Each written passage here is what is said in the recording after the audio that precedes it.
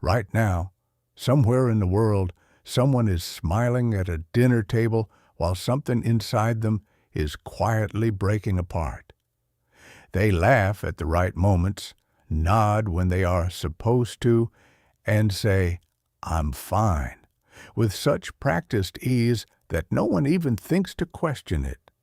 But late at night, when the room is dark and the noise of the world finally fades, a thought rises to the surface that they have been pushing down for months, maybe even years. When did I stop living for myself? If that question has ever crossed your mind, even for a brief second, then what you are about to hear might be the most important thing you listen to this year. Because the truth is, millions of people are walking through life wearing a mask they never consciously chose to put on. They wake up each morning and perform a role that was handed to them by someone else's expectations. They build careers to impress people they do not even like. They maintain relationships that quietly drain the color from their days. And the saddest part is that most of them do not even realize it is happening. But here is what nobody tells you. There is a single turning point, one quiet decision that has the power to change everything.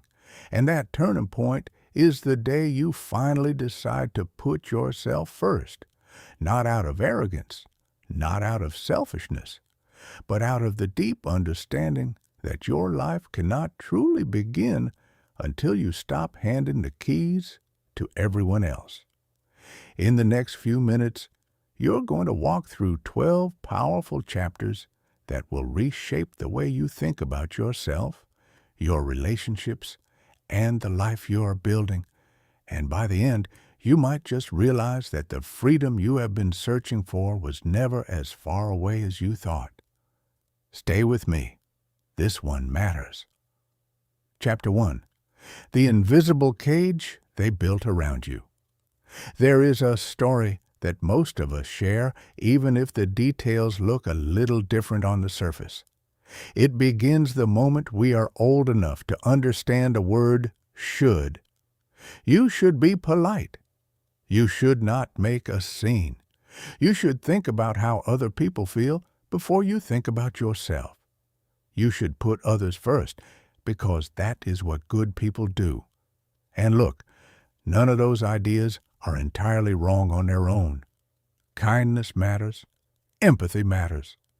Thinking about other people is part of being a decent human being. But somewhere along the way, something shifted. The lesson stopped being about balance and became about erasure. Instead of learning how to care for others while also caring for yourself, you were taught that your own needs should always come second, or third, or last. Think of it like a garden. Imagine you were given a small plot of land when you were born. That garden represents your life, your energy, your dreams, everything that makes you who you are. At first, the garden was wild and full of possibility. But slowly, other people started planting their expectations in your soil. Your parents planted what they thought your future should look like. Teachers planted ideas about what kind of success was acceptable. Friends planted opinions about who you should become. Society planted an entire blueprint for how your life was supposed to unfold.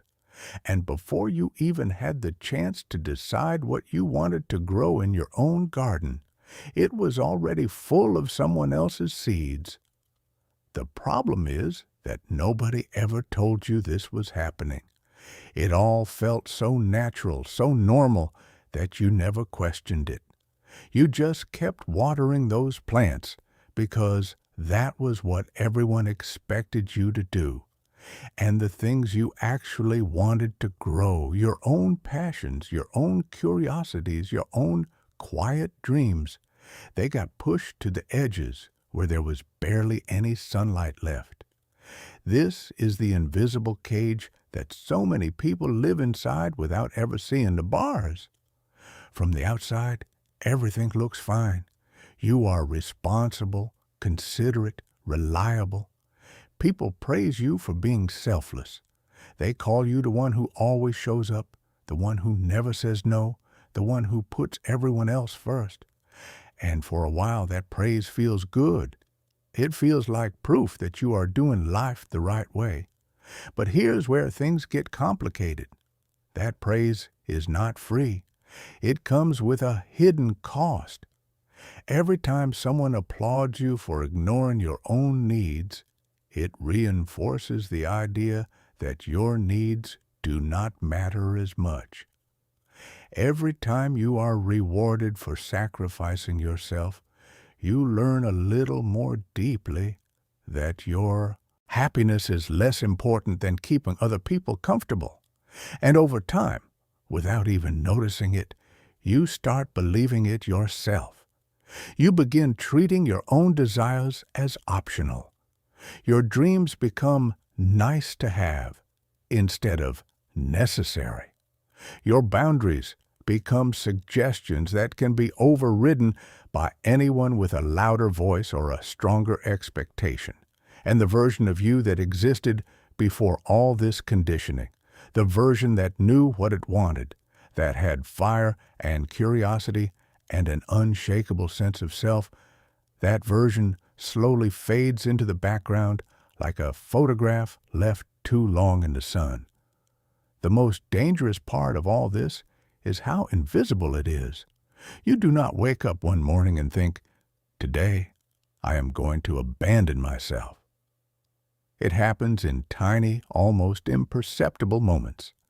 It happens every time you say, "Sure, no problem," when your whole body is screaming, "I really do not want to do this."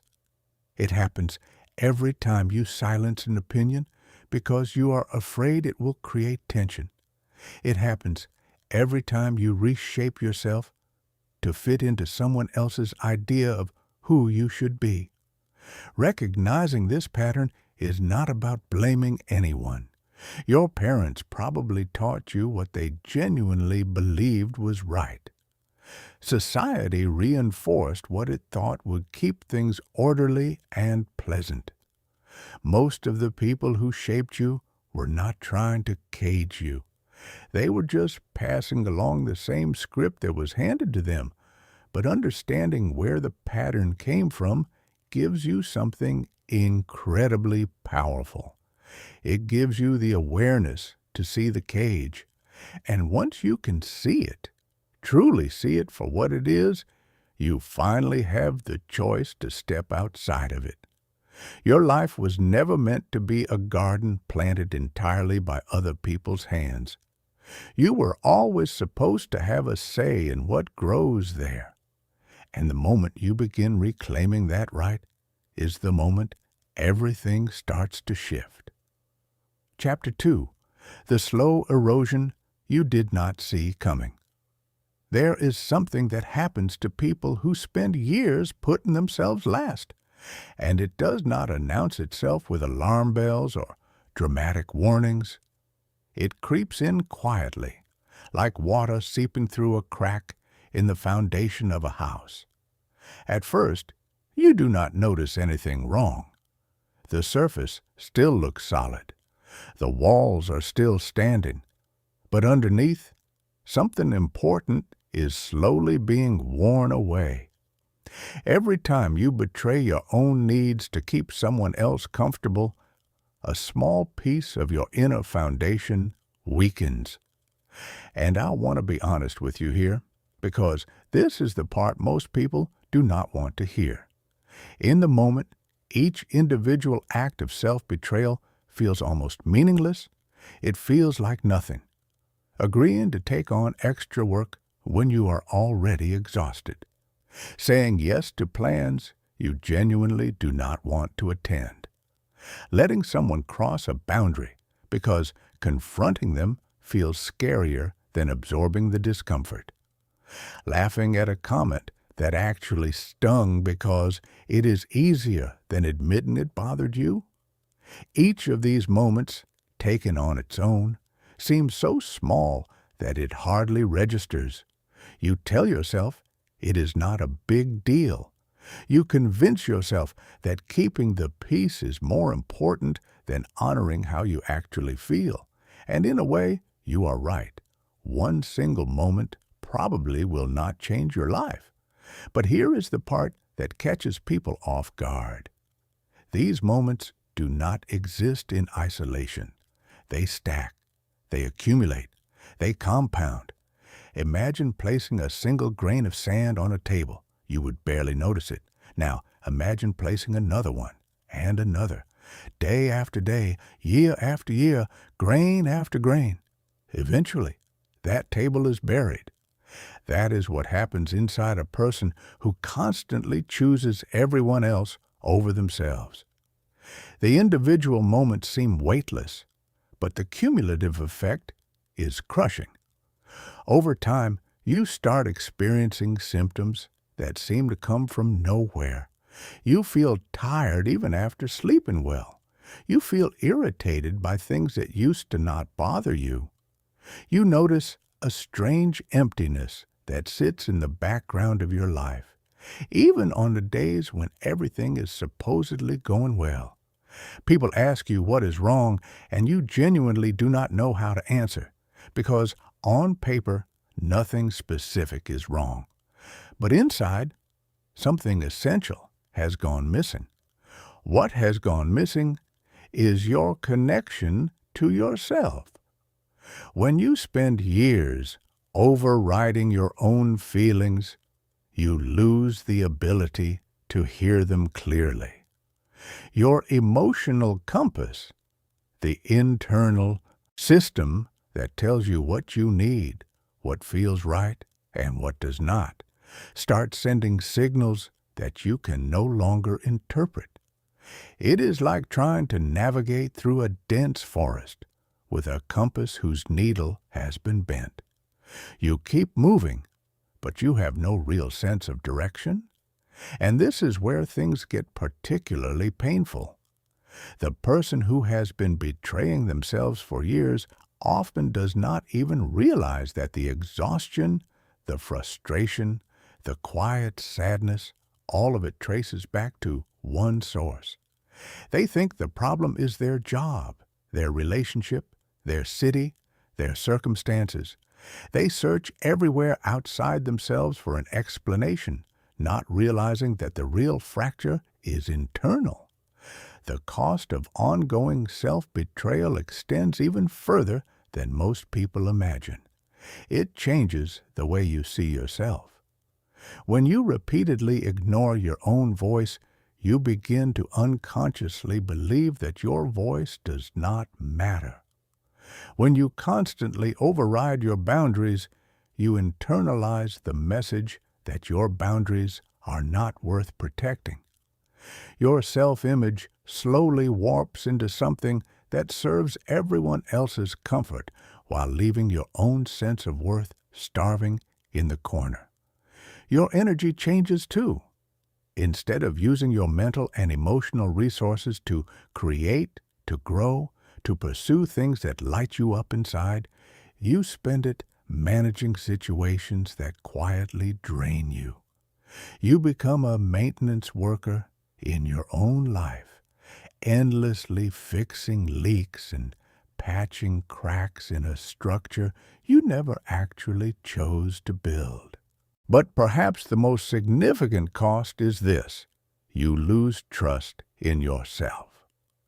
After years of abandoning your own needs, a part of your mind starts to believe that maybe your needs really are not important. Maybe you really are not worth prioritizing. This is not a thought that arrives loudly or clearly. It settles in like fog, slowly obscuring the landscape of your self-worth until you can barely see the outline of who you once were. And yet, here is the part that matters most. This erosion, no matter how deep it has gone, is not permanent. The foundation can be repaired, the cracks can be sealed, the compass can be recalibrated. But it begins with one critical realization, a realization so simple it almost seems too obvious. Your feelings are not obstacles to be pushed aside. Your needs are not inconveniences that should be managed into silence. They are signals.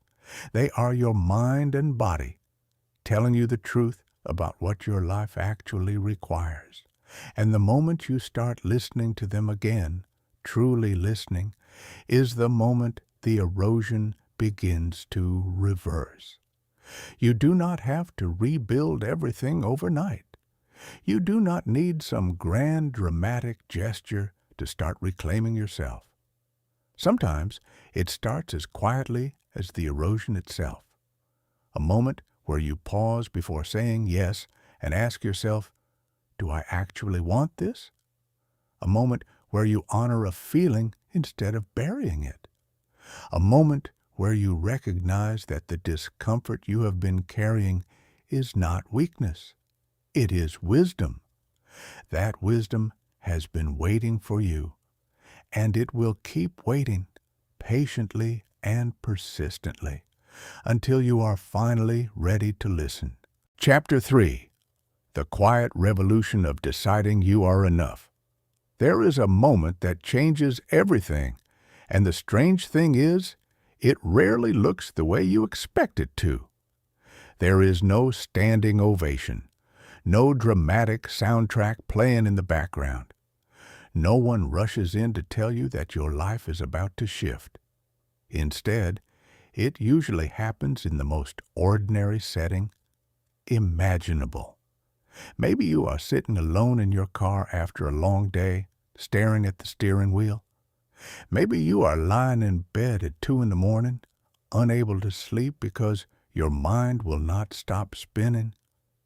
Maybe you are standing in front of a mirror, looking at someone who suddenly feels like a stranger. And in that quiet, unremarkable moment, something inside you whispers a truth you have been running from for years. I have spent my entire life trying to be enough for everyone else, and I am exhausted. That whisper is not a sign of weakness. It is the sound of a revolution beginning, a quiet, deeply personal revolution that no one else might even notice at first, but one that will eventually reshape the entire landscape of your life. For most people, the belief that they are not enough begins long before they have the language to describe it. It starts in childhood, in the small moments that leave invisible fingerprints on the mind. Maybe it was a parent whose love always seemed to come with conditions attached. Perform well in school and you receive warmth, fall short, and the warmth disappears. Maybe it was being compared to a sibling, a classmate, or even an idealized version of yourself that never actually existed. Maybe it was growing up in an environment where you learned, without anyone ever saying it directly, that your value was determined by your usefulness to others. These early experiences plant a seed that grows into a relentless inner voice. That voice tells you that before you can feel worthy, you need to accomplish something. Before you can feel loved, you need to prove something. Before you can feel at peace with yourself, you need to become something more than what you currently are. And so begins the chase. The endless, exhausting chase for a finish line that keeps moving every time you get close. You chase academic success, thinking that will be the thing that finally proves your worth. But then you graduate, and the feeling fades almost immediately. You chase career milestones, promotions, titles, and recognition, believing that professional validation will fill the gap inside. But each achievement brings only a brief flash of satisfaction before the emptiness returns. You chase relationships, hoping that if someone important enough chooses you, it will finally mean you are worthy of being chosen. But even love, when it is built on the need for validation, eventually becomes another performance rather than a genuine connection. The painful truth about this chase is that it has no end. There is no achievement large enough, no praise loud enough, no relationship deep enough to permanently fill a void that was never meant to be filled from the outside. It is like trying to heat a house by lighting candles in the yard. No matter how many you light, the warmth never reaches the room that actually needs it. But here is where the revolution begins. The day you stop chasing is the day everything changes. And stopping does not mean giving up ambition or no longer caring about growth. It means something far more profound. It means you finally stop placing conditions on your own worth. Think about what it would feel like to wake up tomorrow and genuinely believe, without needing anyone to confirm it, that you are already enough. Not enough because of your job title, not enough because of your relationship status, not enough because of how much weight you can carry for everyone around you, just enough. As you are, right now, with all your imperfections, your unfinished projects, your messy emotions, and your uncertain future. That belief does not make you arrogant. It does not make you delusional. It makes you free. Because when you stop measuring your value through the constantly shifting lens of other people's expectations, you finally gain access to something that was always yours, but had been buried under years of self-doubt. You gain access to your own approval, and your own approval is the only approval that does not expire. It does not get revoked when someone disagrees with you. It does not vanish when you make a mistake. It does not depend on being perfect or impressive or endlessly productive. It simply exists because you have decided that your existence is reason enough. This shift changes the way you make decisions. Instead of filtering every choice through the question, "Will they approve of this?" you begin asking a much more powerful question. Is this honest? Is this meaningful to me? Does this reflect the person I actually want to be? When your decisions start coming from this place, they carry a different kind of weight. They feel grounded. They feel real. They feel like yours. It also changes the way you handle criticism. When your sense of worth depends on everyone's good opinion, every critical word feels like a threat to your entire identity. You become fragile, constantly bracing for impact.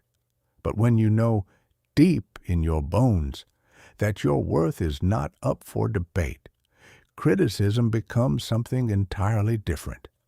It becomes information you can choose to use or set aside.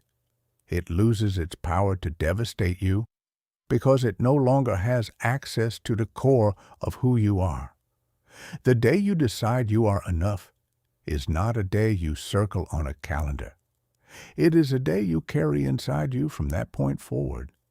Some days, the old doubts will try to creep back in. The voice that says, "You need to do more, be more, prove more," does not disappear overnight. But each time it speaks, you now have something you did not have before. You have the quiet, steady knowledge that your worth was never something you needed to earn. It was something you needed to remember. And once you remember it, truly remember it, the ground beneath your feet feels different, steadier, more solid, like you are finally standing on something that belongs to you. Chapter 4. Breaking Free from the Prison of Other People's Opinions. Let me paint a picture for you. Imagine waking up every single morning and before your feet even touch the floor, a panel of judges appears at the foot of your bed. Each one holds up a scorecard rating your life. One judges your career, another judges your appearance. A third evaluates your relationships. A fourth critiques your personality. And you spend the rest of your day desperately trying to raise those scores, adjusting everything about yourself to please judges whose standards change without warning and without reason. That sounds absurd, does it not? And yet, that is exactly how millions of people live their lives. The judges are not literally standing in their bedroom, but they are very much present in their minds.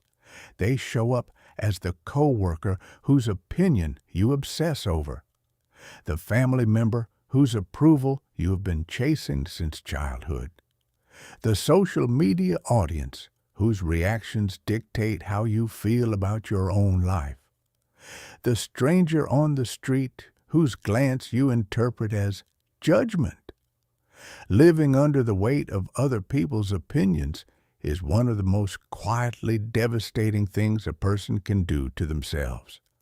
And the reason it is so dangerous is that it disguises itself as something noble. You tell yourself you are just being considerate. You are just being aware of how you come across. You are just trying to be a good person who cares about what others think. But underneath all that reasoning, the truth is simpler and more painful. You are afraid that if people see the real you, unfiltered and unedited, they will not like what they find. That fear turns your life into a performance. Every conversation becomes a calculation. Before you speak, you run your words through an invisible filter. Will this sound smart enough? Will this offend anyone? Will this make me look good? Before you make a decision, you mentally poll the audience. What will my parents think? What will my friends say? How will this look on the outside? Before you pursue a dream, you weigh it against the potential judgment. What if people think I am foolish? What if I fail and everyone sees it? This constant mental arithmetic is absolutely exhausting. It consumes energy that could be going toward building something meaningful. It fills your mind with noise that drowns out the signal of your own intuition.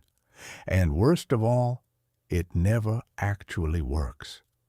No matter how carefully you curate your life to satisfy everyone's expectations, there will always be someone who disapproves. Always someone who thinks you should have done it differently. Always someone who finds fault in the very thing someone else praised you for. That is the great trap of living for other people's opinions. You are trying to hit a target that never stops moving. One person wants you to be more ambitious. Another thinks you are too focused on work. One friend wants you to be more spontaneous. Another wishes you were more responsible. Your family wants one version of you. Your colleagues want another. Social media rewards a third version that probably does not even resemble who you actually are. And somewhere in the middle of all these competing demands, the real you sits quietly in the corner, waiting to be acknowledged. Here is something important to understand about opinions. Most of the time, when someone judges your choices, that judgment is not really about you at all. It is a reflection of their own fears, their own insecurities, their own unprocessed experiences. The person who criticizes your career change might be doing so because they are too afraid to make one themselves. The person who questions your boundaries might feel threatened because your growth highlights their own stagnation. The person who dismisses your dreams might be carrying the grief of having abandoned their own. This does not mean every opinion is worthless. Constructive feedback from people who genuinely care about your growth can be incredibly valuable. A mentor who challenges your thinking, a close friend who lovingly points out a blind spot, a partner who holds you accountable with kindness, these voices deserve consideration. The key is learning to distinguish between feedback and noise. Feedback comes from people who have earned your trust and who speak from a place of care. Noise comes from everywhere else. When you stop letting noise control your life, something extraordinary begins to happen. Your mind gets quieter. The constant background hum of "what will they think" starts to fade, and in its place, you begin hearing something you may not have heard clearly in years. Your own voice, your own preferences, your own sense of what feels right and what does not. Decisions that used to paralyze you suddenly become simpler. Not because the choices themselves are easier, but because the committee in your head has been dismissed. You no longer need 12 people to agree before you can move forward. You only need one person's agreement, and that person is you. Your goals start to change shape too. When you are living for applause, your goals tend to be outward-facing. They are designed to impress, to signal, to perform. But when you release the grip of other people's opinions, your goals become inward-facing. They start reflecting what actually matters to you. Maybe that means pursuing a creative passion that no one else understands. Maybe it means choosing a slower pace of life in a world that glorifies constant hustle.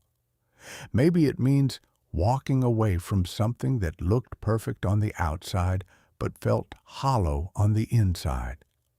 Whatever form it takes, the freedom that comes from releasing other people's opinions is unlike anything else.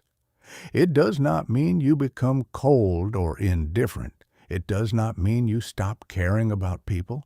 It means you stop allowing the fear of judgment to be the architect of your life. You take back the blueprints. You start designing rooms that actually have space for you in them. And here is what you will notice over time. As you stop performing for the world, the right people do not leave. They stay. They might even move closer. Because the people who truly belong in your life are not attracted to the performance. They are attracted to the person behind it. The real one, the one you have been hiding, the one who has been waiting so patiently for permission to finally step into the light. You do not need their permission anymore. You never did. Chapter 5. The Sacred Art of Drawing Lines. Let me tell you something that might sound counterintuitive at first. One of the most loving things you will ever do for yourself and for the people around you is learn how to say no. Not a hesitant, guilt-soaked no that you immediately try to soften with a dozen apologies. Not a no that you whisper under your breath and then take back the moment someone looks disappointed. A real, grounded, unapologetic no that comes from a place of clarity rather than cruelty. Most people have a deeply complicated relationship with that word. And if you are someone who has spent years being the reliable one, the available one, the person who always shows up no matter what, then the idea of saying no probably triggers something uncomfortable inside you. Maybe it feels selfish.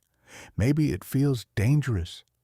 Maybe somewhere in the back of your mind, a voice warns you that the moment you start saying no, people will stop loving you. But here is what years of saying yes to everything actually costs you.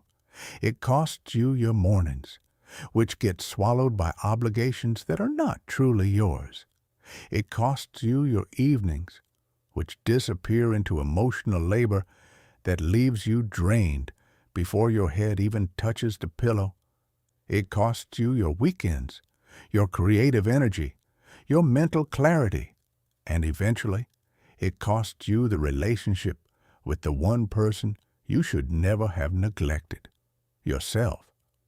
Think of your energy like a glass of water. Every morning, you wake up with a full glass. Every commitment you make, every emotional burden you carry, every favor you agree to, takes a sip from that glass. When you pour wisely into things that nourish you and people who genuinely matter, the glass empties in a way that feels purposeful. You go to bed tired, but fulfilled. But when you let everyone around you take sips whenever they want, without any filter or limit, the glass runs dry long before the day is over. And then you are standing there, empty, wondering why you feel like you have nothing left to give. That emptiness is not a character flaw. It is a boundary problem. Boundaries are not walls. I want to be very clear about that because this is where so many people get confused. Walls are built out of fear. They are designed to keep everyone out, to isolate, to protect, by disconnecting. Boundaries are something entirely different. Boundaries are built out of self-respect. They are not about shutting people out. They are about being intentional regarding what you let in. Picture a beautiful house with a front door. That door has a lock on it, not because the homeowner hates visitors, but because they understand that not everyone who knocks deserves to walk in and rearrange the furniture. Some people are welcome inside. Some people can visit for a while, and some people need to stay on the porch. That is not cruelty. That is wisdom. When you start setting boundaries, you will notice something interesting happen. The first reaction from some people in your life will be resistance. And honestly, that resistance can feel terrifying if you are not prepared for it. The friend who is used to calling you at midnight with their problems might feel hurt when you say, "I care about you, but I cannot be available at that hour anymore." The family member who has always expected you to drop everything for their needs might react with confusion or even anger when you gently say, "I need to take care of something for myself first." The colleague who has relied on you to pick up their slack might suddenly seem offended when you say, "That is not something I can take on right now."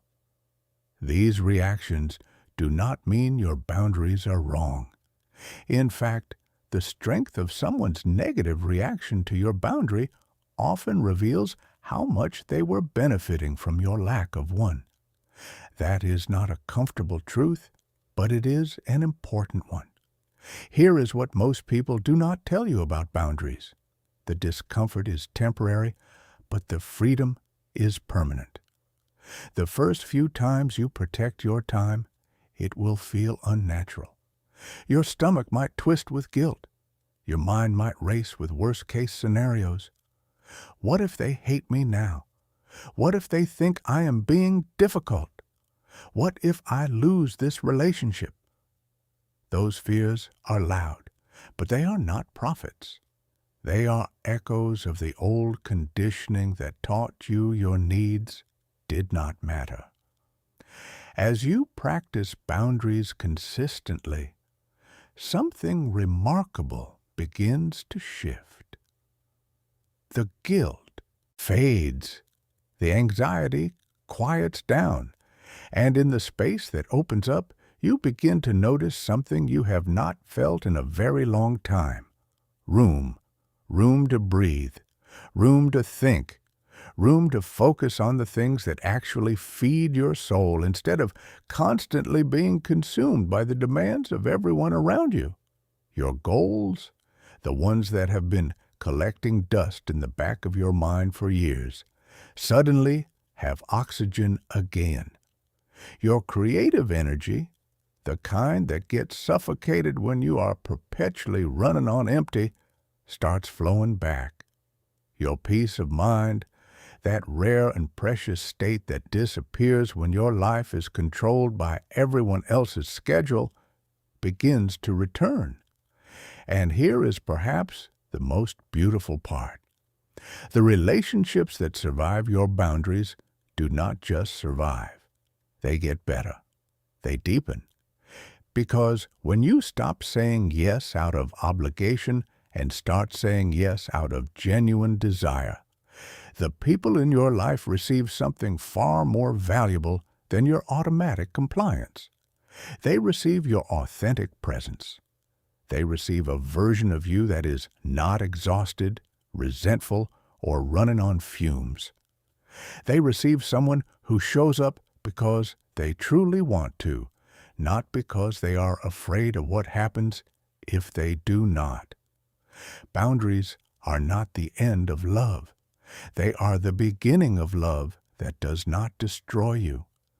They are the framework that allows generosity to exist without self-destruction. They are the invisible architecture that holds a meaningful life together. And the day you stop apologizing for having them is the day you start building a life that can actually sustain the person you are becoming. Chapter 6. Stop sitting in the waiting room of your own life. There is a scene that plays out in the lives of so many people, and it is so common that it has almost become invisible.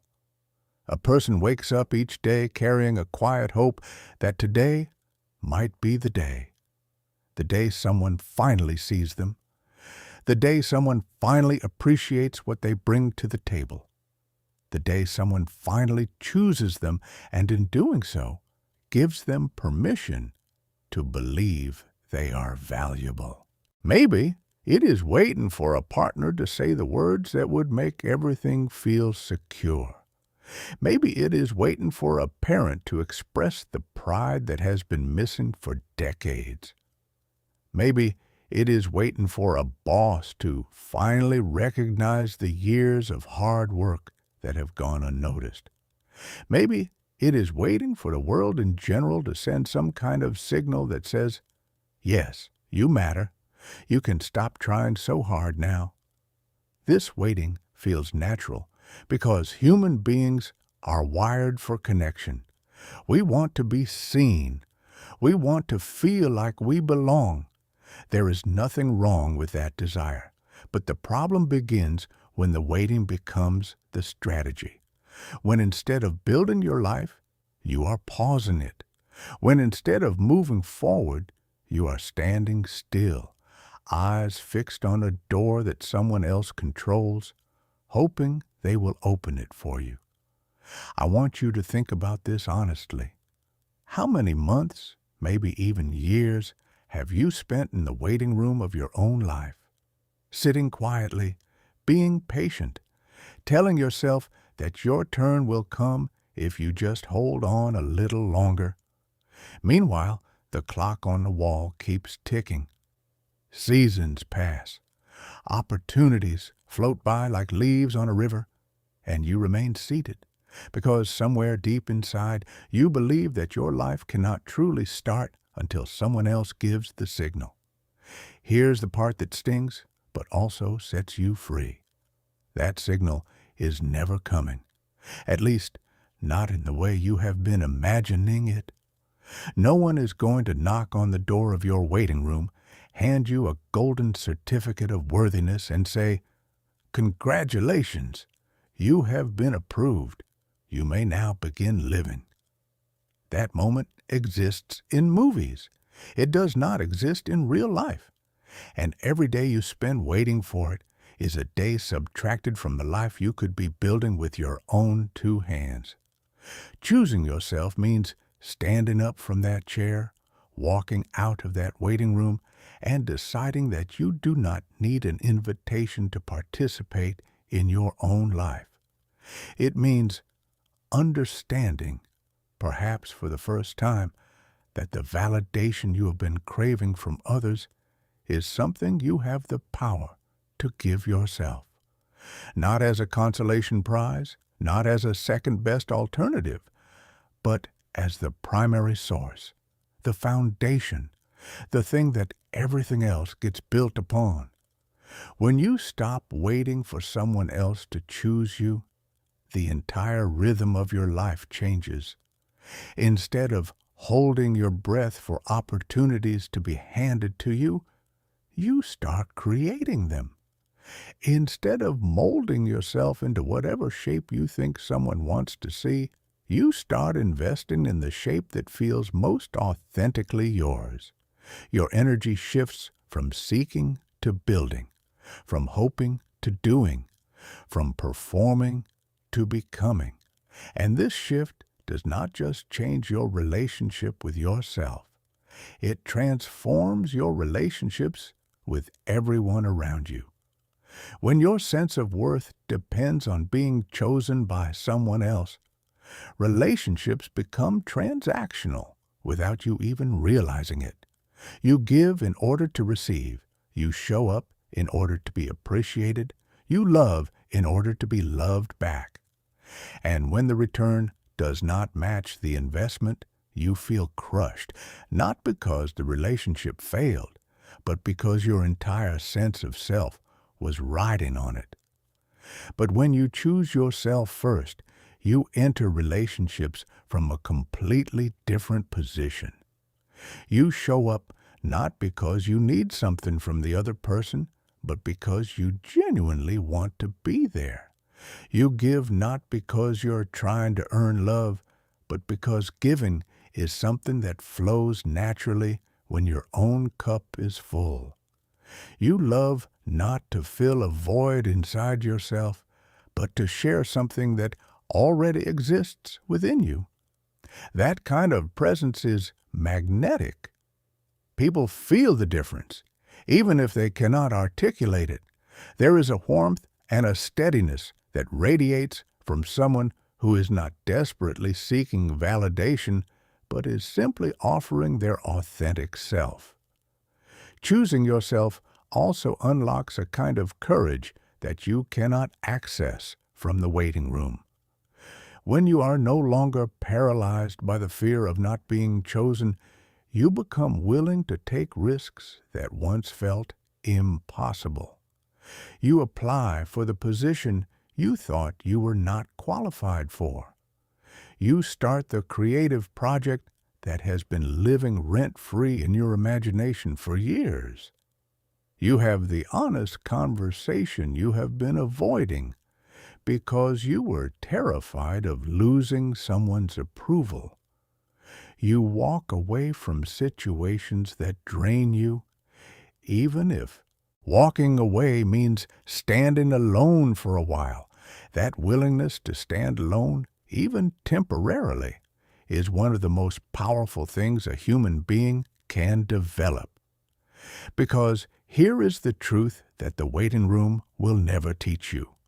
You were never as dependent on other people's choices as you believed. The strength was always inside you.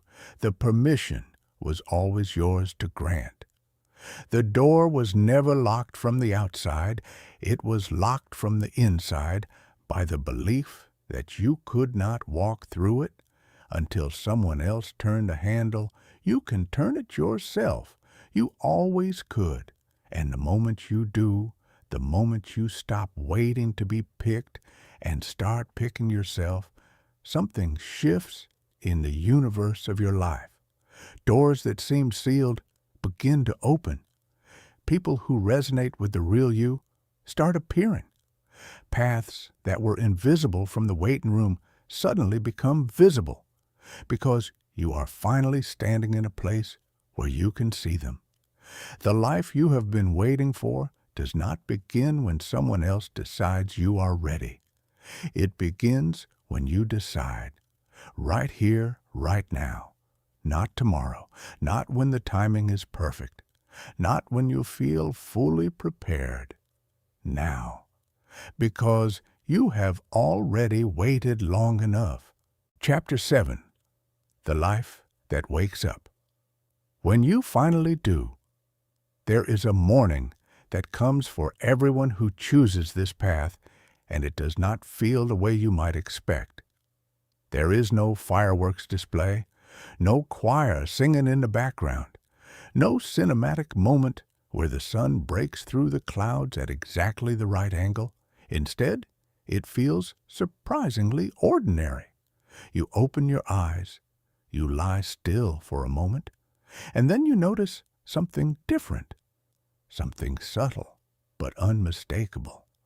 The weight is lighter, not gone entirely because life still has its gravity, but lighter, like someone quietly removed a few of the invisible stones you had been carrying in your pockets for years without even knowing they were there.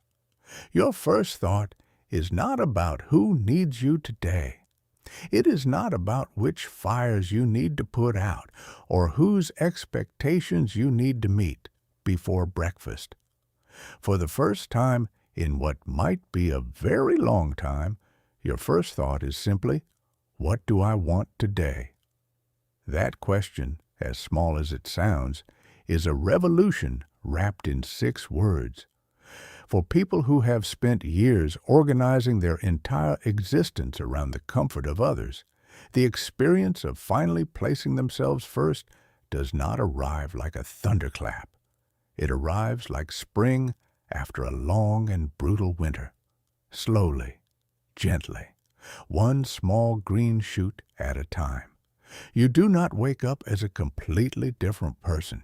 You wake up as the same person who has simply stopped abandoning themselves. And that single change touches everything. One of the first things you notice is clarity. For years, your mind may have felt like a crowded intersection where everyone else's expectations were honking at you simultaneously. Turn left for your family's wishes. Turn right for your career obligations.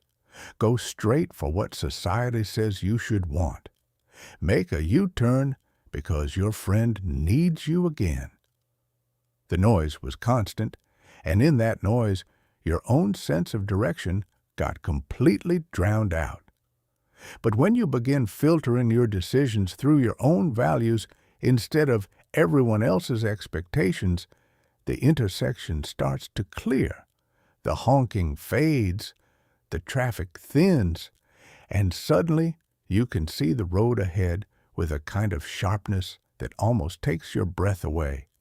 You realize that so many of the decisions that used to agonize you were only difficult because you were trying to satisfy 12 different people at once. When you narrow that audience down to one, to yourself, choices that once seemed impossibly complex become surprisingly clear. This clarity extends into your priorities. When you were living for everyone else, your energy was scattered like seeds thrown into the wind. You gave a little here, a little there, a little everywhere, and none of it had enough concentration to actually grow into something meaningful.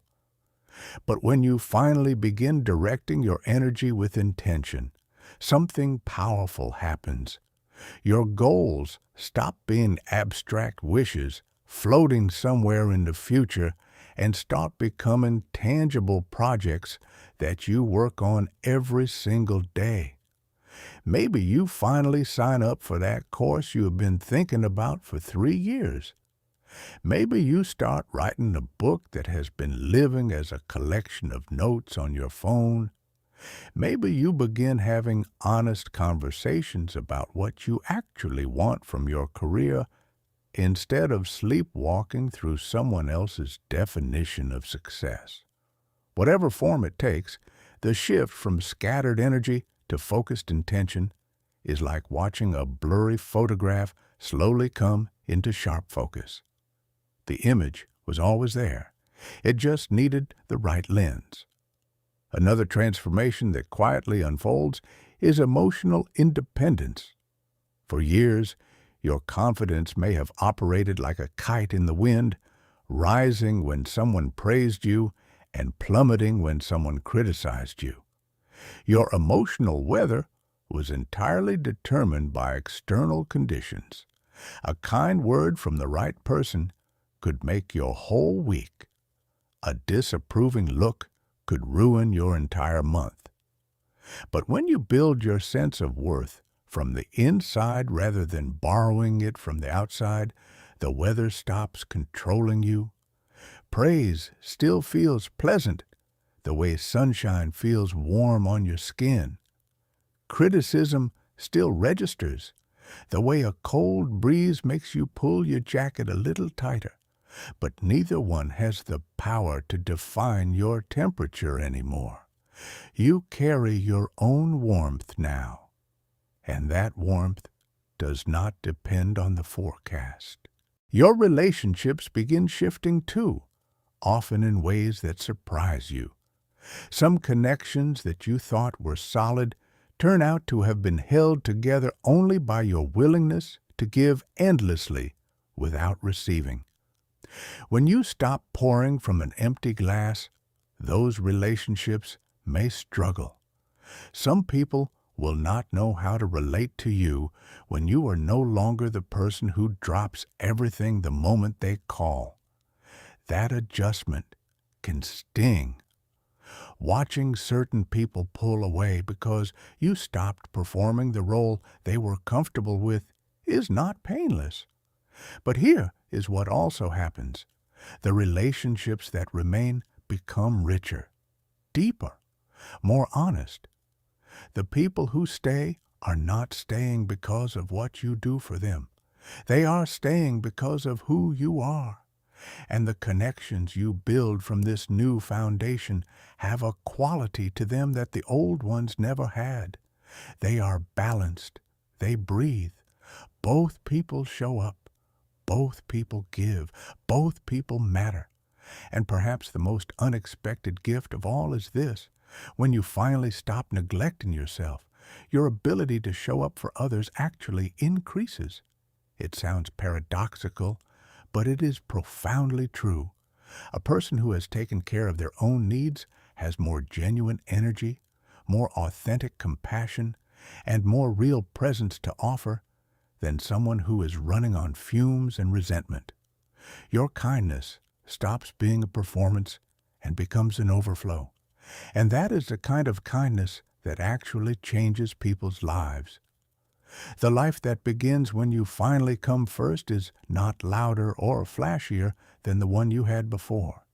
In many ways, it is quieter, calmer, more spacious. But inside that quiet space, there is a hum of something you might not have felt in years. Purpose, direction. A steady, grounded sense that you are finally moving through the world as the person you were always supposed to be, instead of the person everyone else needed you to become. Chapter 8. The Discipline of Guarding. What you have built here is something nobody warns you about when you start choosing yourself. The decision itself is not the hard part. The hard part is what comes after. Because choosing yourself is not a single event. It is not a switch you flip once and then walk away from. It is more like tending a fire.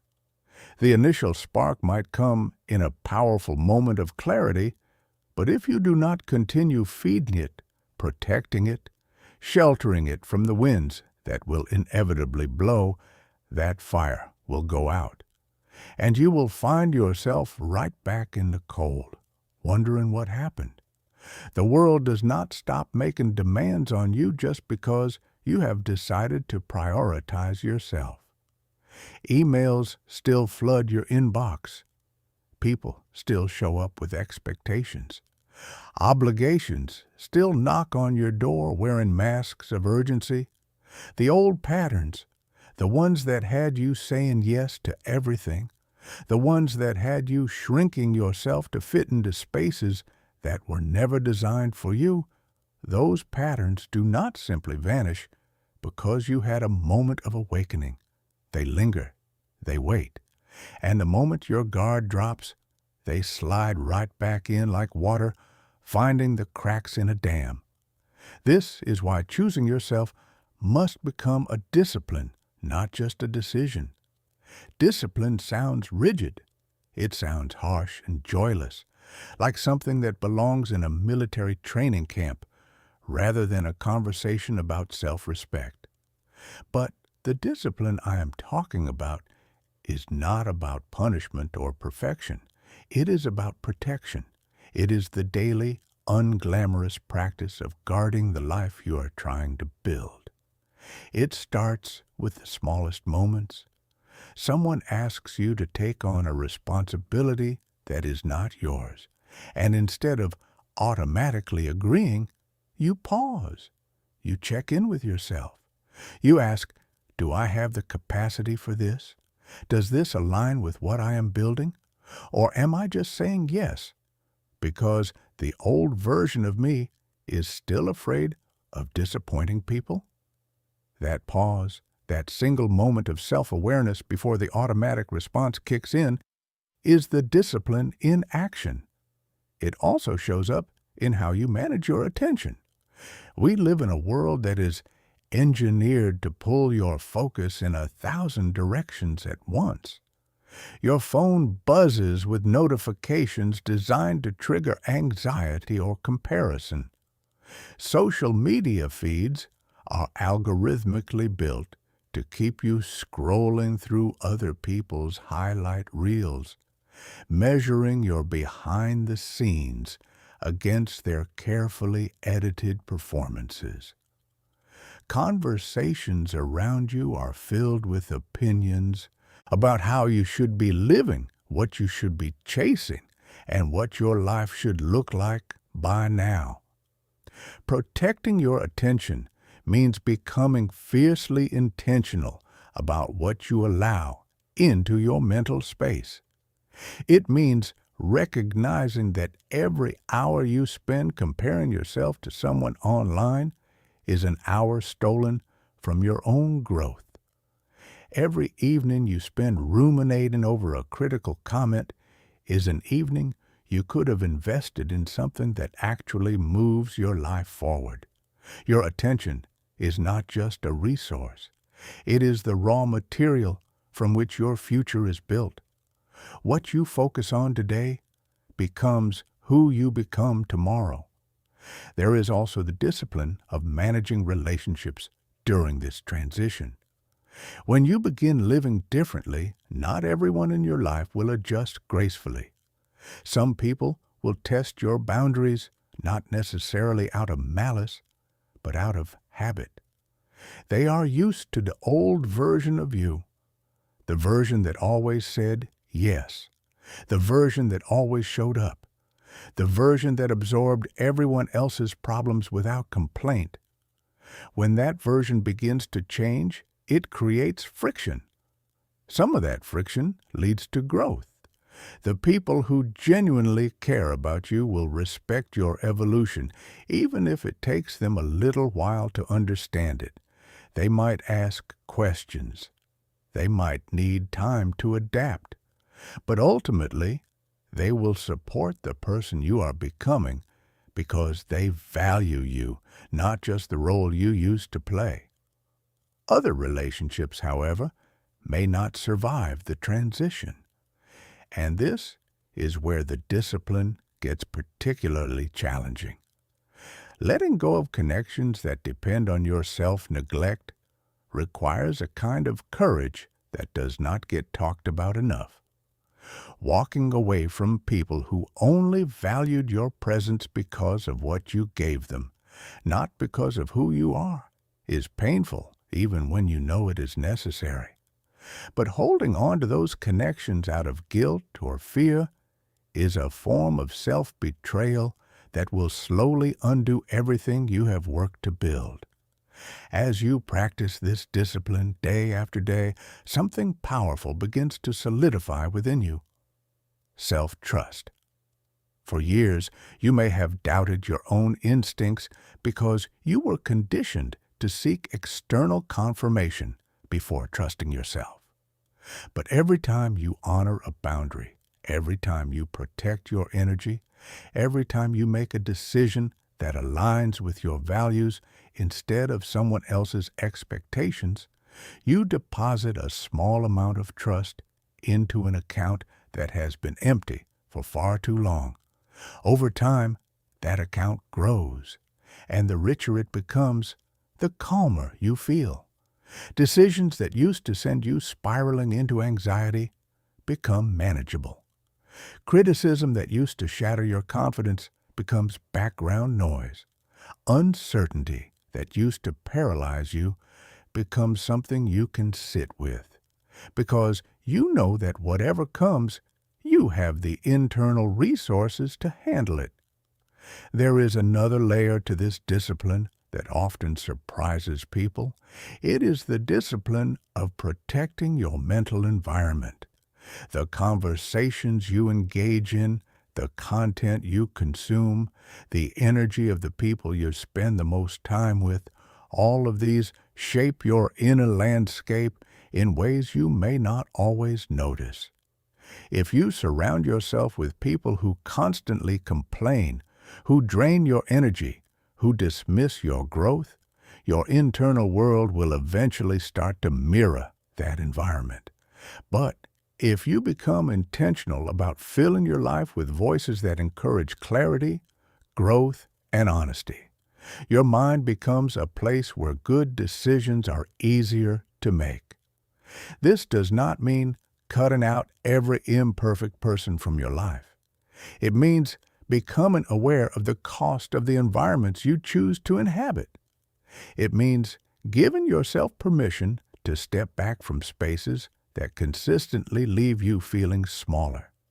It means understanding that protecting your peace is not a luxury. It is a necessity. The discipline of choosing yourself is not always exciting.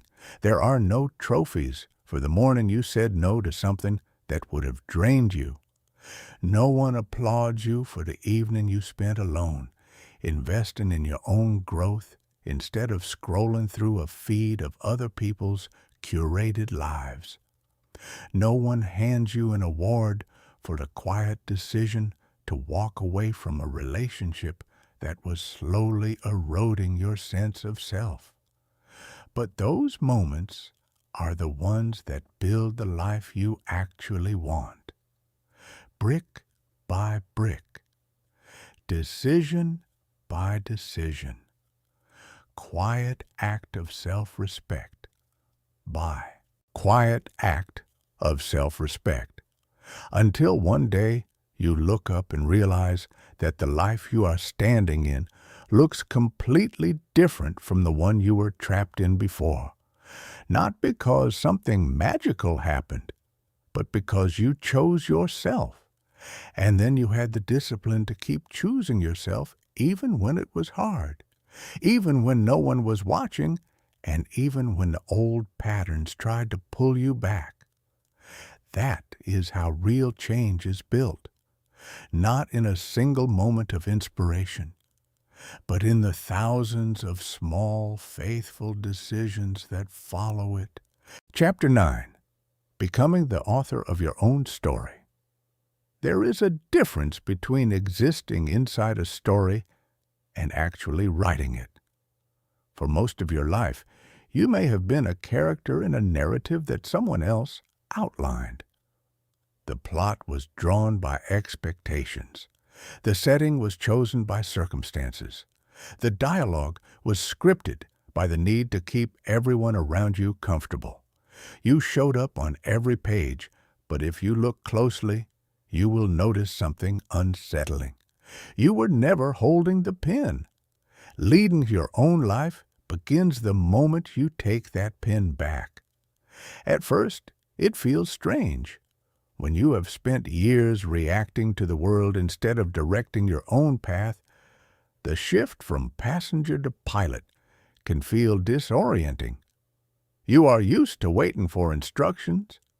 You are used to adjusting your direction based on someone else's compass. Suddenly, having full authority over your own choices feels like being handed the wheel of a car you have only ever ridden in as a passenger. Your hands grip it a little too tightly. Your foot hesitates over the pedal. Every turn feels like a risk because you are no longer following someone else's route. But here is what happens as you keep driving. The hesitation fades, the grip loosens, and slowly, almost without realizing it, you begin to feel something you have not felt in a very long time. Ownership. Not ownership of things, but ownership of direction. The deep, bone-level understanding that where your life goes from here is something you get to decide. One of the earliest signs that you are beginning to lead your own life is the ability to make decisions without assembling a jury first. In the past, you might have polled 5 friends, 2 family members, and a handful of strangers on the internet before making even a moderate life choice. Not because you lacked intelligence, but because you lacked trust in your own judgment. Choosing yourself rebuilds that trust one decision at a time. Each choice you make that honors your values instead of someone else's expectations adds another brick to the foundation of self-trust that had been crumbling for years. Leading your own life also means developing a tolerance for being misunderstood. When you start making choices based on your authentic desires rather than external approval, not everyone will understand. Some people will question your direction. Others will project their own fears onto your path. A few might even try to convince you that you are making a mistake, not because they have evidence, but because your growth makes them uncomfortable with their own stagnation.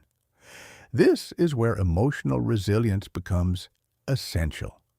Resilience does not mean you stop feeling the sting of criticism. It means the sting no longer has the power to redirect your entire life. You hear the opinion. You consider whether it holds any genuine value, and then you keep moving. Not out of stubbornness, but out of a steady, quiet confidence that your path belongs to you. Purpose begins to crystallize during this stage too. And purpose does not have to be some grand, world-changing mission. Sometimes purpose is simply the commitment to building a life that reflects what you genuinely care about. It might mean dedicating your mornings to a craft that feeds your soul. It might mean choosing work that aligns with your values, even if it pays less than the job everyone else wanted you to keep. It might mean creating space in your life for stillness, for curiosity, for the kind of slow, meaningful growth that cannot be measured on anyone else's scoreboard. When you lead your own story, your days begin to feel different. Not necessarily easier, but more intentional. You wake up knowing that the hours ahead belong to you, that the energy you spend will be directed toward things that matter to you, that the person you are becoming is someone you chose to be, not someone you were pressured into becoming. And that feeling, the feeling of authorship over your own existence, is worth more than any applause you ever received for playing a role that was never yours. Chapter 10. The freedom you were always meant to find. There is a kind of freedom that no one can hand you and no circumstance can provide. It does not live in a bigger paycheck, a new city, a different relationship, or a better title on your business card. It is not the freedom of escaping your responsibilities. It is the freedom of finally knowing that your life is being lived on your terms. This freedom grows slowly like a tree whose roots you cannot see but whose strength becomes undeniable over time. It begins the moment you stop organizing your existence around the approval of others and start organizing it around the truth of who you are. One of the first things this freedom gives you is mental silence. For years, your mind may have been running a constant background program, analyzing how you were being perceived, calculating the safest thing to say, rehearsing conversations to avoid potential conflict. That program consumes an enormous amount of energy, and most people do not even realize it is running until it finally stops. When you release the need to manage everyone's perception of you, the noise drops. Your thoughts become less cluttered. Your decisions become less agonized. You think more clearly because your mind is no longer occupied with an audience that was never actually watching as closely as you imagined. Emotional independence is another gift that arrives with this freedom. When your confidence was built on the unstable ground of other people's reactions, every compliment was a temporary high, and every criticism was a small earthquake. Your emotions were not your own. They were borrowed from whatever feedback the world happened to give you that day. But when you reclaim your sense of worth, your emotional life stabilizes. You still feel deeply. You still care. But the core of who you are no longer trembles every time someone has an opinion.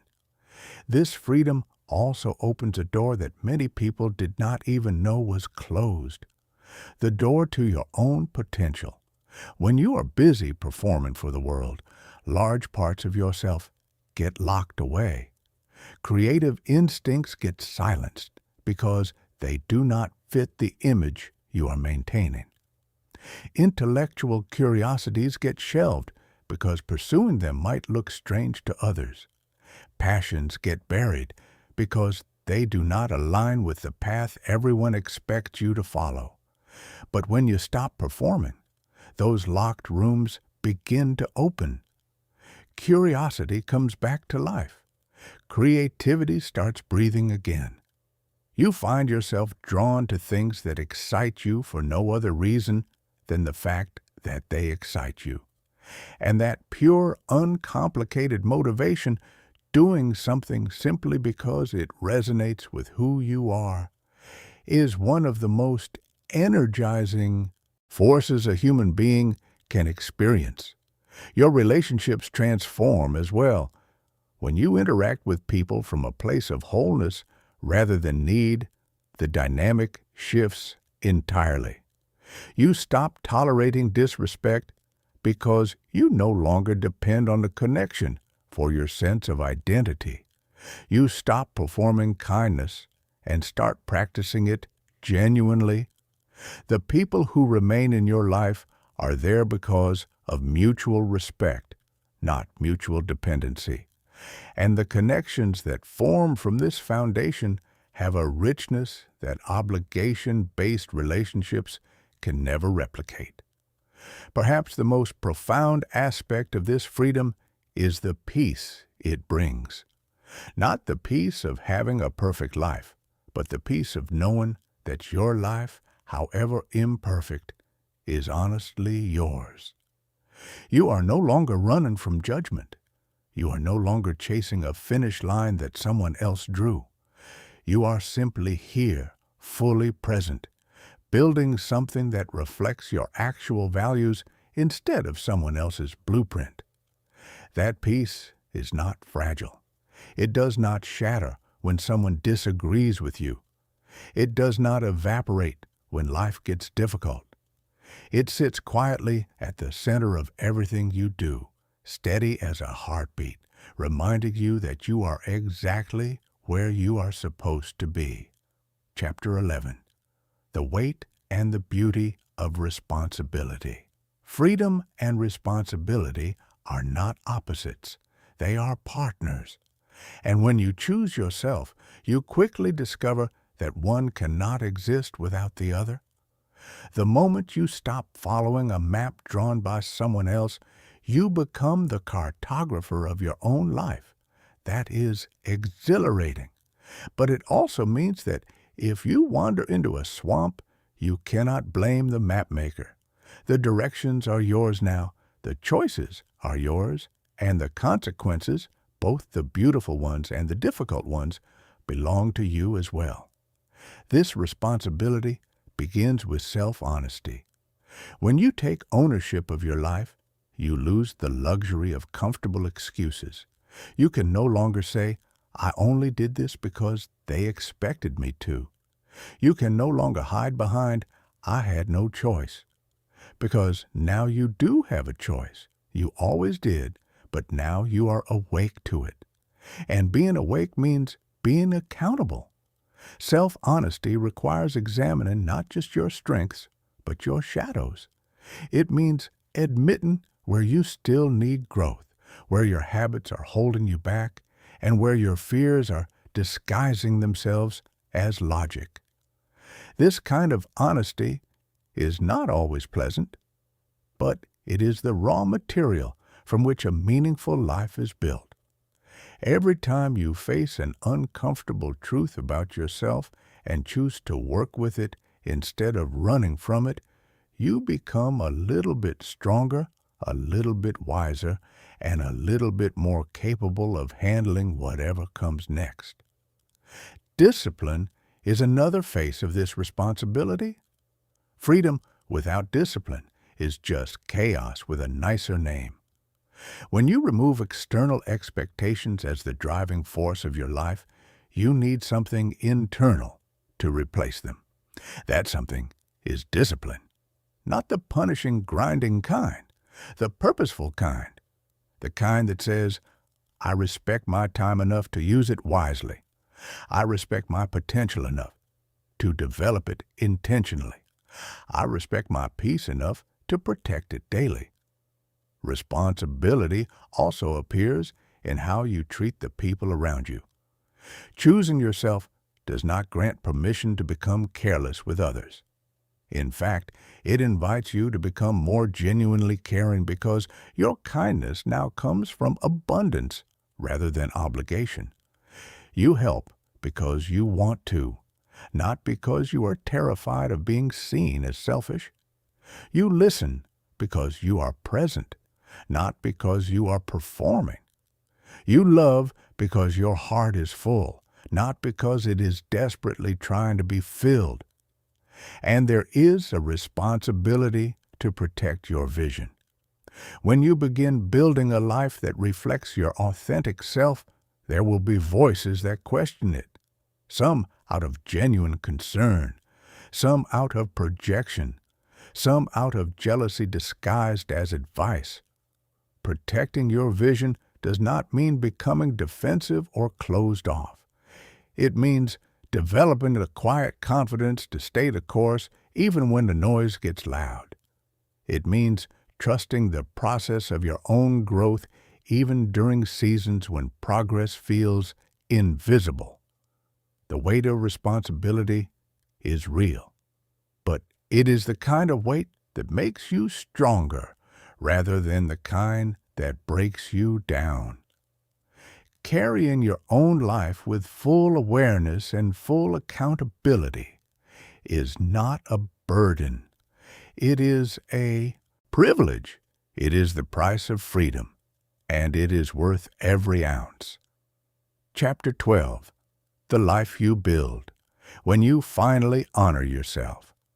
Everything we have walked through together comes down to this: the patterns you recognized, the boundaries you set, the waiting room you walked out of, the discipline you practiced, the freedom you claimed, the responsibility you accepted.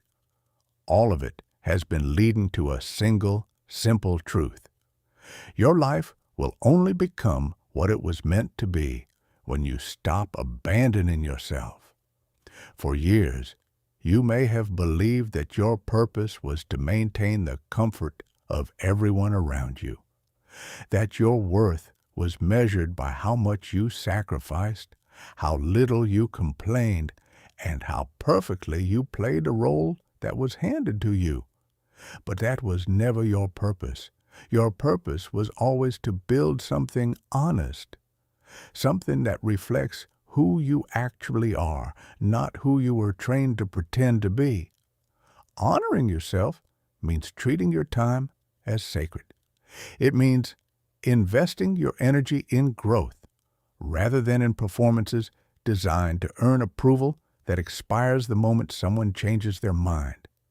It means speaking to yourself with the same compassion you would offer a close friend instead of tearing yourself apart with the cruel inner critic that was never really your voice to begin with. It means allowing your values to become non-negotiable. Living with integrity does not make you rigid. It makes you steady. When your actions align with what you truly believe, an inner conflict that you may have carried for years quietly resolves itself. You stop feeling pulled in a dozen directions because you finally know which direction is yours. It means pursuing growth even when growth is uncomfortable, especially when it is uncomfortable. Because the version of you that exists on the other side of that discomfort is always stronger, wiser, and more capable than the version that stayed safe. And it means accepting with your whole heart that you do not need to earn the right to matter.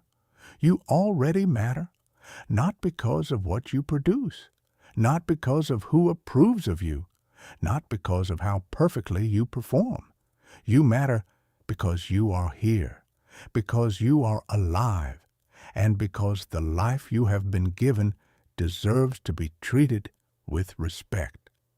Throughout this journey, one truth has surfaced again and again, wearing different clothes, but carrying the same heartbeat.